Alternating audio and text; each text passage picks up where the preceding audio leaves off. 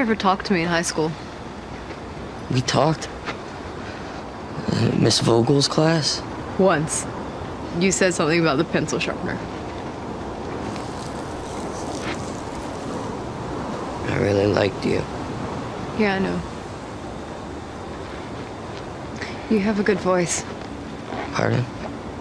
Thanksgiving at Karen's house when you sang lead, the band sounded more soulful than tonight. Anyway, it's just my opinion. You guys don't have a name yet? What was his latest idea? He wants to call us the Lord Byrons. He's got a lot to say.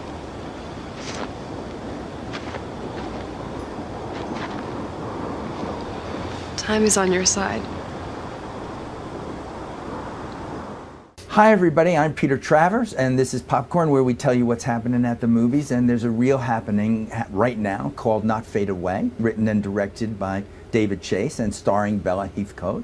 And I very cleverly have invited both of them to the show today. So who wants to start by saying what Not Fade Away is? She wants to do it. You, as not being the writer or the director, should be the one that knows. I'm too close to it. Too close to it, yeah. He's going to do that. He's going to just give me a hard time. I'm going to say, David, it's really your story, isn't it? And he's going to say, no. Yeah, right. Tell the truth now, though. Look, I love this film, and I feel like for me, it's kind of about this group of boys in a band who want to be the Rolling Stones, and they never quite get there. And then there's stories that run alongside it that are just incredible about these families, which are just completely dysfunctional. And then the most normal relationship in the film, I think, is between, you know, John and myself, the two kids. Yeah, it's just great. It's so realistic. The two kids. So do you buy this explanation of I do. the film? Completely. Look at that. Well, then our work is done here. There's no need to go on to do any of this. Yeah, that's it. It's all over. We see on the poster there in a kind of magic marker that says, from the creator of The Sopranos. Mm-hmm. Now, when you see Not Fade Away, I don't see any sense of The Sopranos at all, except for James Gandolfini's presence. But he's not Tony, you know? No, he's not Tony. Do you think that will mislead somebody when they come in to see this coming-of-age story and think they're going to get The Sopranos too? Will that tagline mislead people? Mm-hmm. You know, I never thought about that.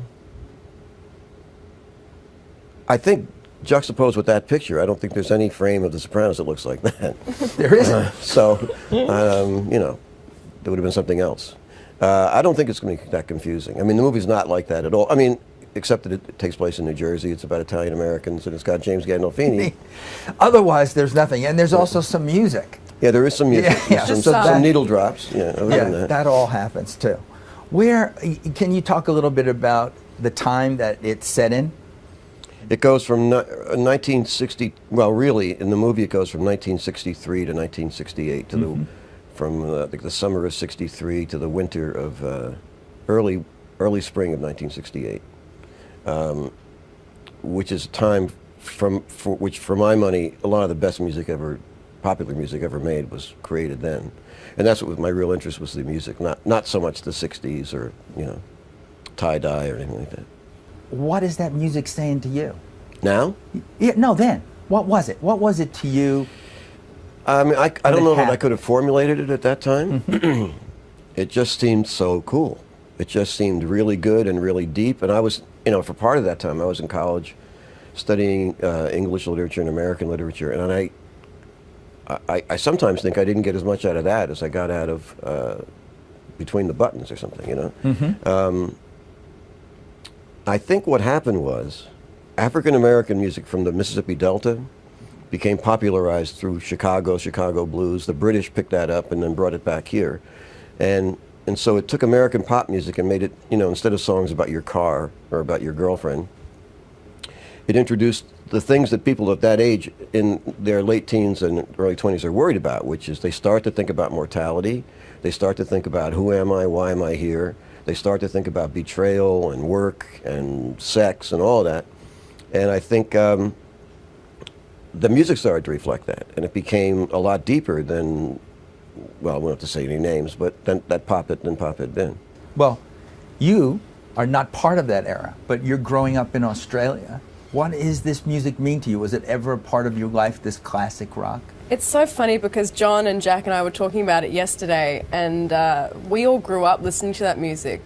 Our parents listened to it, and so we were brought up on it. And I assumed, naively assumed, that everyone of my generation grew up listening to this music because I think it's, incredible, timeless music. But I suppose some people weren't that fortunate. Yeah, I definitely grew up listening to it, even all the way in Australia.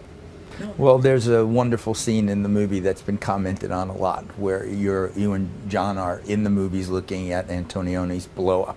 Yeah. And where the music is. Was that a movie that you were familiar with before this? I wasn't. So that was one of the joys of working on this, was that I got introduced to films that I wasn't so familiar with. Good. See, so you were doing something. This is a lesson as well. Well, Yeah. I don't want to go down as like a school teacher, but that was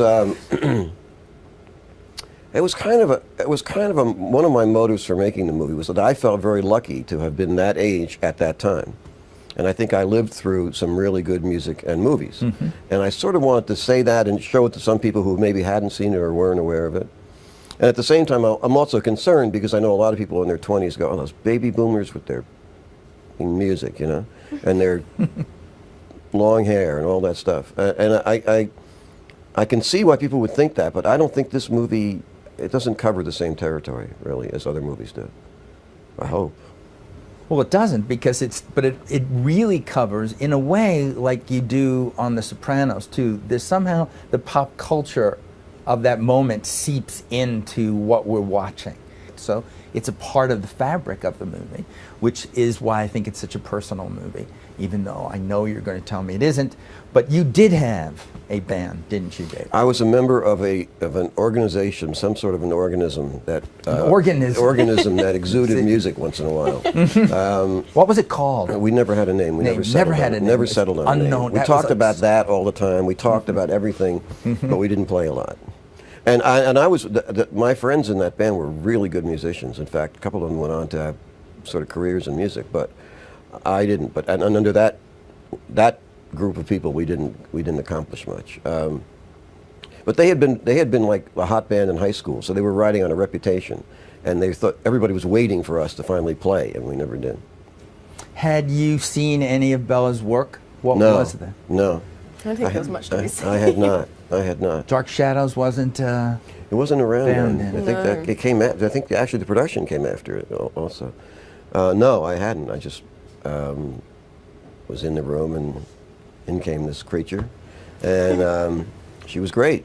I do. The only thing I remember is, and when she finished reading, I said, "Do you smoke?" Because I knew we were going to have people who smoked. So that was my sensitive. What did I say? Did I lie? You said, "I've been known to have a cigarette." No, you can't ask an actor whether they do that. They're all going to tell you they can think ride. Of an ambiguous answer that couldn't. Because I was terrified. Because you had to have smoking, and I really didn't want to get on the set and then have actors say, "Oh, by the way, sorry, pal," Yeah, this has got to be real. This is, we must do it this way. And we've gotten a lot of cards from during test screenings of people just, "I hate all that smoke. I hate that movie. I hate all that smoking." Yeah. Had you seen The Sopranos? Had you seen? I actually hadn't prior to shooting, and I only started watching it. I mean, obviously I'd heard about it, but I'd never seen it. And then I started watching it after I got the gig, because I knew that if I saw any of it prior, I'd be way too intimidated. And I'm really glad that I had the sense to do that, because otherwise I would have been, terrified of Jim at the table read. She forgot to say goodbye. What? And then she came running back to say goodbye. That's such a. You forgot. I'm going to start crying.